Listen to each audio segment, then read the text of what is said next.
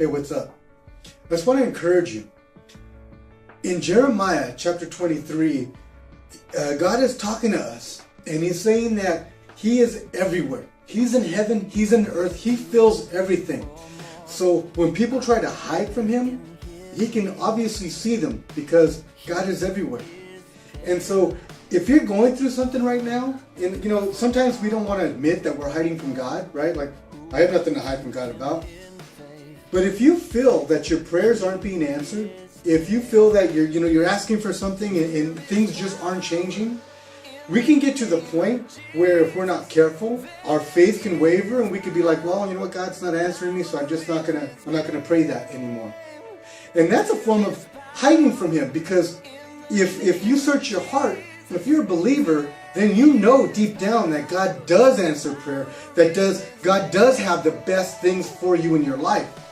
So for you to not pray about something because you don't see the response you want to see, God, His ways, as we know, are not like our ways. His are great. Ours are just temporary.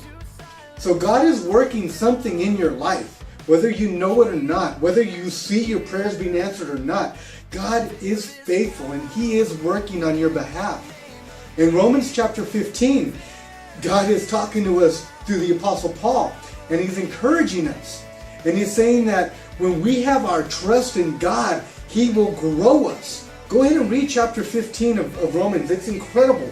God is for you. He is not going to leave you stranded somewhere where you're like, oh God, where are you? You're not here. I'm on my own. That's a lie from hell. God is always here for us. We need to open our eyes. We need to have our faith grow. We need to have our hope in the Lord, because then we can see God move. When we don't see our situation change, we know God is there. And by faith, we claim this. By faith, we say, God, you are moving. You are doing things. Even if I don't understand your ways, I will trust you. Because God, let me tell you, personal experience, God has things that we can't even imagine or think, even dream of, prepared for us. So don't lose heart. God is there. He sees what you're going through. He knows what you need. He knows what you want. And He's going to be... Think of it this way. Whatever you are facing right now, there's two ways to go. You could either trust God, our Father, and that's going to grow our faith, or you could give up. Please don't give up.